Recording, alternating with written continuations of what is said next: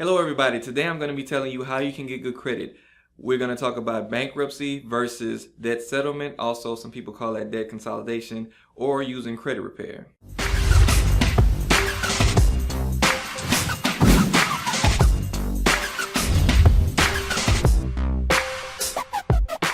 Hello everybody, Will Frazier, Realtor and Credit Guru here, and my mission is to bring you the information you need to overcome your credit obstacles of the past so you can turn your dream home into a reality. Now, if you want to stay on top of what's what as far as credit goes and how to improve it, then I suggest you hit the subscribe button and also turn notifications on so you can be notified of any new videos I upload. Now, the reason for this video today is because a lot of people want to know how they can get good credit from their current standing of bad credit, and they've heard of a lot of different methods that they can do that. The major ones being bankruptcy, debt consolidation or debt settlement, and credit repair. So I'm going to tell you the differences between them, how they affect your credit report, and which ones are going to be the most beneficial to your situation. So first we're going to talk about Chapter 7 bankruptcy.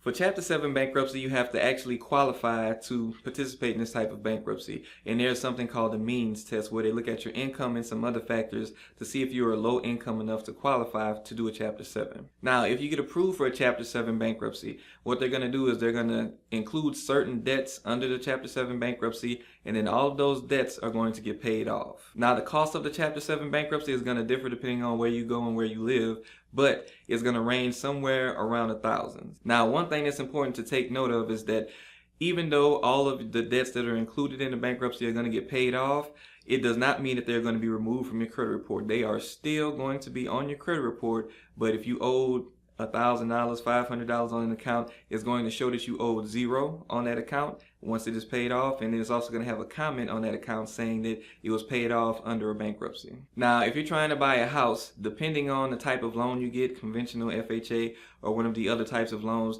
you might have to wait anywhere from 2 to 4 years before you can apply for a home after you've done a Chapter 7 bankruptcy. Also, while you're under this bankruptcy, it's also going to be a different number of things that you aren't going to be able to apply for, like bank accounts and different things that you won't be able to qualify for just because you've done a bankruptcy recently.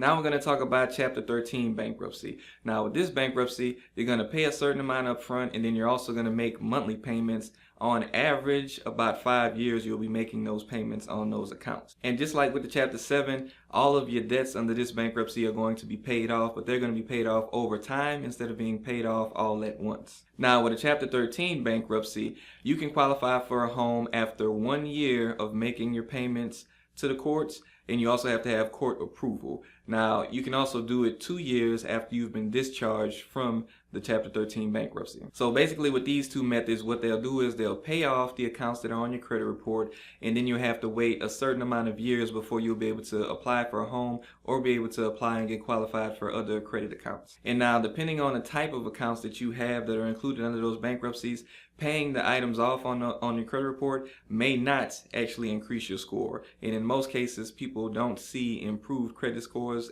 when they're doing the bankruptcy or right after the bankruptcy. You may have heard of some cases that sound a little bit different, but most cases, people do not see an improvement in score when they do the bankruptcy. It takes a good bit of time before they actually recover. And the type of accounts that I'm referring to are collection accounts. So if you have a bunch of collection accounts, the bankruptcy isn't going to be the best option for you as far as seeing improvement in your credit. So I normally recommend people to do bankruptcy if they have a whole bunch of accounts with a whole lot of money that they owe thousands of dollars that they probably would not be able to pay off, and those accounts are charge-off accounts. And a charge-off account is going to be an account that's on your credit report that still shows the original creditor on your credit report, and that account says that you still owe them money. So if you owe thousands of dollars that you're probably not going to be able to pay off to those charge-off people, it's going to be best for you to try to do one of the two bankruptcies, whichever one you qualify for. Okay, so now we're going to talk about debt settlement, which some people call debt consolidation. And let me tell you the difference. Debt settlement is basically where they go in, they see what accounts you have, and they're going to try to make a settlement on all of those accounts that you have that you owe.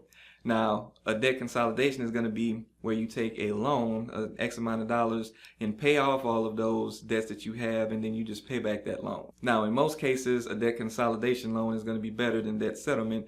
But most people aren't going to be able to qualify for a debt consolidation loan because more than likely your credit is damaged and you won't be able to get approved for it. Now, the bad thing about debt settlement companies is that they're going to tell you if you have open accounts, like open credit cards that you're getting behind on, and that's why you're trying to do the debt settlement, they're going to tell you to stop making payments to them or other creditors that you're trying to pay off if they're still open.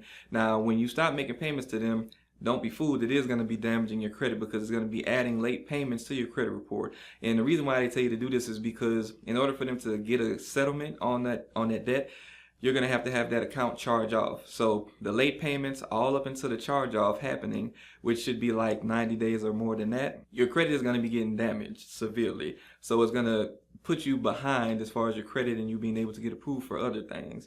So the debt settlement process, just that part right there, is going to mess you up. But it's also that they can gain the ability to be able to get a settlement on the debt amount that you owe. Now, what most people don't know is that they have you make payments to them, the debt settlement company, and then you pay them X amount of dollars for a certain amount of time, and then it builds up in an account. During that time, if you have open accounts, like I said, they're getting in the process of getting charged off. But while you're putting money into that account with them that they're going to later use to pay off your debts, your money is normally going to pay their fees first. So if you're in the debt settlement process and you've been making payments to them for, say, over a year, more than likely a lot of those payments are going to be eaten up by the fees that you have to pay them. Then once you've paid the fee that they charge, then they'll start the process of paying off your debts once you have enough money back in the account so that they can actually pay off those debts. So if you're in the middle of the debt settlement process and then all of a sudden you decided to pull out before you got to the point where they were able to pay off your debts,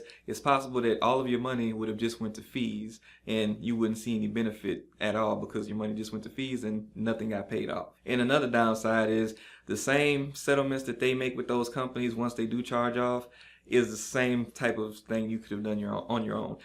A lot of times you can call creditors or debtors and you can offer them X amount of dollars on the debt, and sometimes they'll take it, sometimes they won't. But really, it's still something that you can do on your own instead of having to pay somebody large fees to be able to do that. Now, I do normally recommend debt settlement companies if you already have accounts that are charged off or that are closed on your credit report that you want to try to settle the debt. I don't recommend it if you have open accounts that you're trying to settle because, again, you're going to get your credit damaged while you're in that process of waiting for it to charge off, and that damage can last for quite a while. But again, if you do have a whole bunch of closed accounts and it's thousands of dollars that you're in debt and you're not going to be able to pay that off yourself, it's going to be an okay idea to do the debt settlement if you don't want to go into bankruptcy, which again has a longer recovery period. Okay, so now we're going to talk about credit repair. So when it comes to credit repair, you're basically paying a person a fee for them to be able to dispute accounts to try to get them off of your credit report if they qualify to be removed from your credit report. But you're also, well, you should be paying for that person's knowledge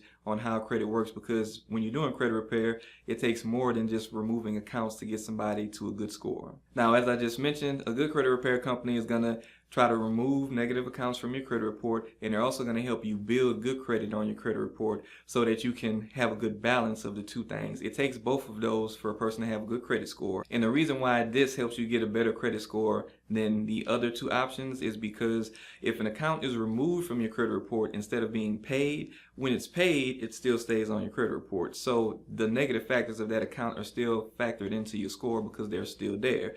When an account that's negative is removed from your credit report, it's nothing there to calculate because the negative information is not there. And once the balance of good outweighs the balance of negative stuff on your credit report, then your score is going to start to look good. And now for a credit repair process, on average, it'll be about 6 months to maybe a year at the most for a very good credit repair process to get you in place to where you can actually get approved for things and have a good score. So all in all, the credit repair process is going to be faster, the results are going to be better, and you'll probably pay less money than what you would have had to pay to do the other two options. So I hope this information was helpful and you were able to get some good use out of it, and I hope you're able to put it into works in your situation to start improving your credit. Please, if you like the information that you heard today, or if you've heard anything different as far as how those processes work with improving your credit, or if you've heard of a better way of improving your credit, please leave that information in the comments. Don't forget to like the video and share it, and I look forward to seeing you guys next time.